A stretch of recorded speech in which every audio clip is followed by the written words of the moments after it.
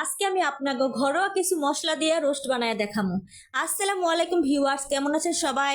আমি আলহামদুলিল্লাহ ভালো আছি। তো আজকে কিন্তু আমি লাইফের ফার্স্ট রোস্ট বানাতে যাইতেছি। তো পানিতে প্রথমে দুধ আর মাংসটা ভিজায় নিব। এরপর আমি পেঁয়াজ আর কাজু বাদাম নিয়ে নিলাম। আর আপনাদের বাসায় যদি কাজু বাদাম না থাকে তাইলে আপনারা চেনা বাদামও নিতে পারেন। আমার ঘরে সবসময় বাদাম থাকে আর খেজুরটা থাকে, কারণ আমি ইউসুফকে কিন্তু বাদাম আর খেজুরটা খাওয়াই সব সময়। তা আপনারা অনেকে মনে করেন বাজারের দামি মশলা ছাড়া রোস্ট হয় না। আর এখানে দেখতে পাচ্ছেন দুইটা ফার্মের মুরগির পিস আর দুইটা পিস হয়েছে লাল মুরগির। ইউসুফের আব্বু আমাকে বারবার বলতেছে এইগুলা দিয়ে নাকি রোস্ট হয় না, আর আমিও তো নাসুর বান্দাম রোস্ট বানাইয়া ছাড়বো। তো এরপর আমি লবণ দিয়ে দিছি, হলুদ দিয়ে দিছি, এর মধ্যে কোনো মশলা দিব না। ভালো করে মাখাইয়া নিব। ভালো করে না মাখাইলে কিন্তু হইব না। এরপর আমি আমার শাশুড়ির বিখ্যাত তাওয়াটা দিয়ে দিছি। আমার কিন্তু ফ্রাই প্যান মেরাই প্যান নাই, যাই হোক আমি যা করি এই তাওয়াতেই করি, মানে ভাজাভাজির কাজ সব এই তাওয়াতেই করে থাকি। আমি এখন রোস্টের পিসগুলা চুলা কমাইয়া দিয়ে তারপরে ভাজবো। এখানে আমি ভাবছিলাম 4 পিস রোস্টের টুকরা মানে এখানে ধরবে, এখন দেখি না 3 পিস ধরছে। যাই হোক একটা লাস্টে ভাজা নিব। আর ভাজা দিয়ে আমি এখানে থালা বাসন ধুইতে শুরু করলাম, কারণ হয়েছে রাত্রে থালা বাসন জমে গেছে। আর ইউসুফের কারণে আমি সময়ের কাজ সময় করতে পারি না, তাই যখন সময় পাই তখনই করি। আর আমাদের খাবার বানালেই কি হইব, যেই পাখিগুলো পালিস তাদেরও তো খাবার টাবার দিতে হয়, তাই হয়েছে ওই কবুতরগুলোর একটু খাবার দিয়ে নিলাম রান্না বসানোর আগে। আর কে কে কবুতর পালন করেন আর ভালোবাসেন অবশ্যই কমেন্ট করে জানাবেন। এরপরে আমি যেহেতু মাটির চুলায় রান্না করবো তাই রান্নাঘরটা একটু পরিষ্কার করে নিলাম। কিছুদিন ধরে অসুস্থতার কারণে রান্নাঘর পরিষ্কার করতে পারি নাই। এই তো দেখেন ভাজা হয়ে গেছে, এখন আমি উঠাই নিব। আর লাস্টে যে পিসটা ছিল সেটা দিয়ে দিলাম।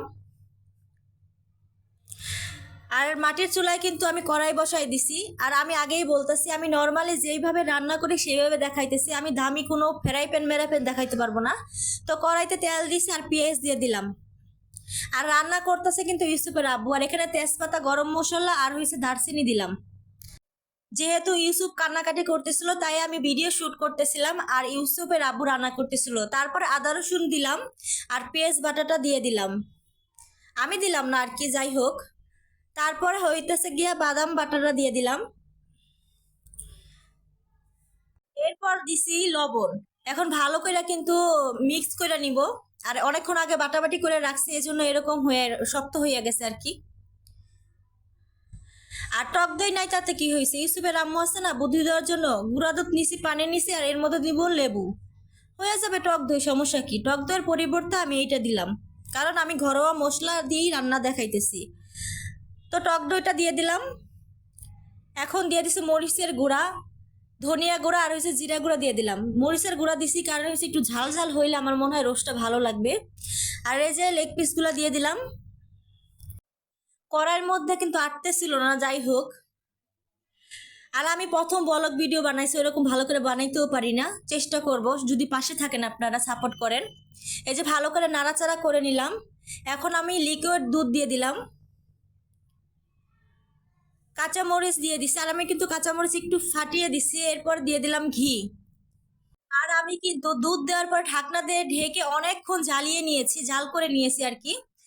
এরপর আমি ঘিটা দিছি, মানে যখন আমি রোস্টটা প্রায় হয়ে গেছে তখন আমি ঘি দিছি। আর এই যে ফাইনালি লুক আমি এখন মানে দেখেন বাইরে দেখাইতেছি। আর পাতিলটা একটু পুড়ে গেছে, ওদিক নজর দিয়েন না। যাই হোক হয়েছে তো,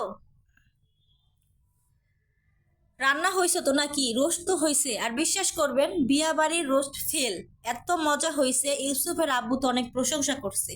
সে প্রথমে বলছে রোস্ট হবে না, রোস্ট হবে না, তো রোস্ট বানায় ছাড়ছি। তো আমার ভিডিও